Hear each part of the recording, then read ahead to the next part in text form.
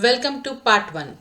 When we hear the word Rubberdam in dentistry, we get common answers like it is used for isolation, it is time consuming, only for pictures or documentation they use, patient don't like, it does not work here or in my area, it is expensive, I do good root canals without dam, and many more.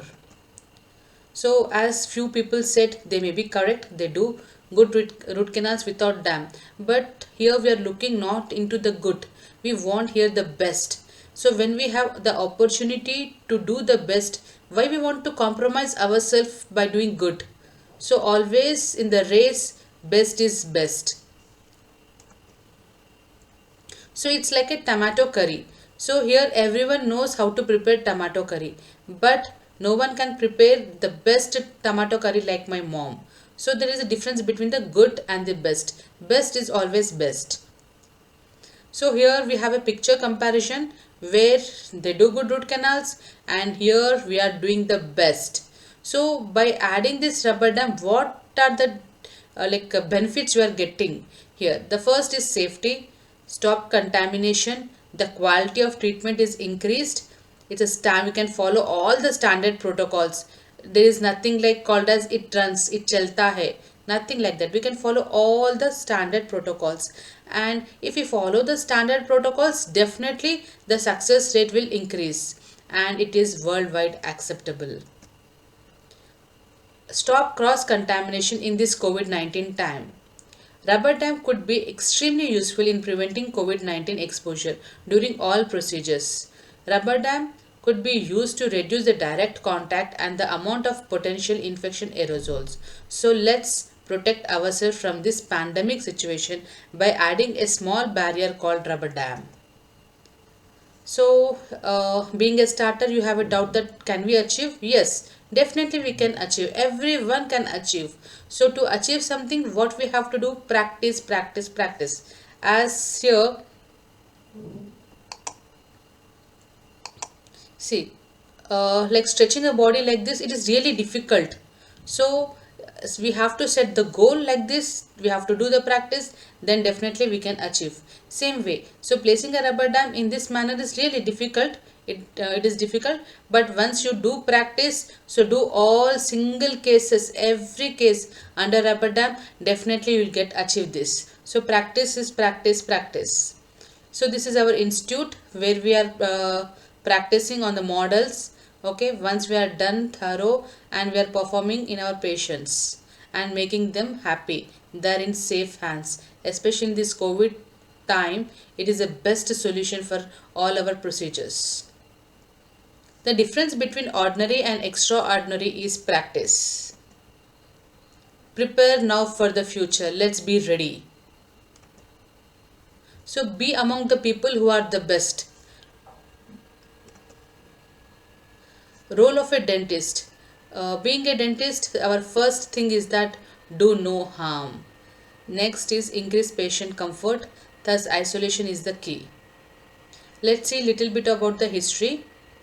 It was designed in the United States in 1864 by Stanford Christie Barnum. It is used mainly in endodontics, fixed prosthodontics like during crown fixation and bridge, and general restorative dentistry. So in 1836, Rich used a gold band. So he used a gold band, okay, and placed around the tooth for isolation. This is described as cofferdam method. In 1864, it has been used in dentistry. Since this year, it was continuous. Stanford Christie came up with an idea by using a punch sheet. See here, you can see that there is a punch sheet, okay, of rubber, and pulled it over and treat the tooth. This is a cofferdam. From then, in 1882, S.S. White developed a coffer pouch. In the same year, Dr. Dolores Palmer launched a set of 32 clamp, a tool very similar to the one used nowadays. So this is the journey. So it has started in 1864. Now we have come with very advanced things. So we have to select the case and do all the things. Tooth isolation using rubber dam is standard of care. American Association of Endodontics has given that word. What do you mean by standard of care? The degree of attentiveness, caution, and prudence that a reasonable person in the circumstances would experience. Goals of isolation. The most important goal is moisture control. So all our restorative treatment are successful when it is done under perfect moisture control. How much moisture we are controlling, that is the success of our restorative dentistry. Retraction and access. Harm prevention, as you all know, here there is a file. So when you keep a rubber dam, there is no like inhalation. That's the best way to stop this. Advantages of using rubber dam. As you all know, dry, clean operative field will get, so we can perform more better. Access and visibility is increased. See, then you can perform more better and we can see all the minute details. Improved property of dental material. Okay, so there is no contamination of saliva or any other things. Then the success of our dental materials is increased. Protection of the patient and the operator, as you are seeing in this picture. Operator efficiency. Disadvantages, let's see some tips and tricks to manage that. Communication with the patient is difficult. Yes, obviously, when we are placing a sheet, we can't communicate. Here the tip is that you have to be clear with the patient before starting the procedure. You can explain all the things what you are going to do. If patient doesn't know what is root canal treatment, explain the thing that how we will performing what we are doing. Then start the procedure, and you can communicate with the patient that if you're like comfortable, say show your thumb up. If you're not comfortable, show your thumb down. Like that signs we can teach. Like if you can say that if they're not comfortable, raise your hand so that I can stop my treatment. Like that we can communicate with the patient and definitely use that and increase the success rate of our treatment. Incorrect use may damage porcelain, crowns and crown margins and traumatize gingival tissue.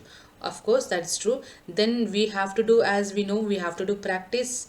Then only we can avoid this. And any damage, any porcelain crown like this, it is there.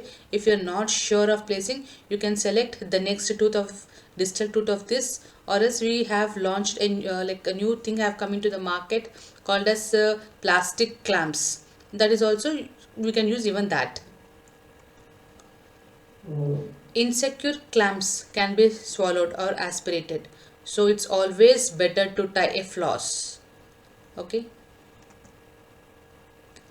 like if there is any gingival growth, then you can have a doubt that how to place the clamp. So the one thing is that under LA we are performing like with the BP blade you can excise the soft tissue. Okay, we can do that one, or else if you have a laser, then with the laser you can excise the soft tissue and continue with the procedure. Allergic to latex, yeah, few people have that. We can use latex free rubber dam sheets, or else we can use rubber dam napkins in between to separate it. Like behind the rubber dam sheet you can place this napkin. So contraindications, it can be of relative and absolute. We have very few absolute contraindication, all others are relative. Relative means it is difficult but we can perform. That thing is called as relative. Extremely malposed teeth. Yeah, extremely malposed. Placing a rubber dam clamp here on this canine. Yeah, difficult. Definitely it is a difficult. Okay, placing here it is difficult. But if you see the malpose like this and you have to isolate this central, then definitely I can say that we can place a rubber dam. Okay, and we have few tips. I'll be showing you how to do this type of cases. You can see ahead. Asthmatic patient, definitely it is really we have to take care of them. Like we can suggest them like have a puff before the treatment, or else we can make a hole at the center of the rubber dam sheet. If then also they are not cooperative, then it's a contraindication. Even same with the mouth breathers.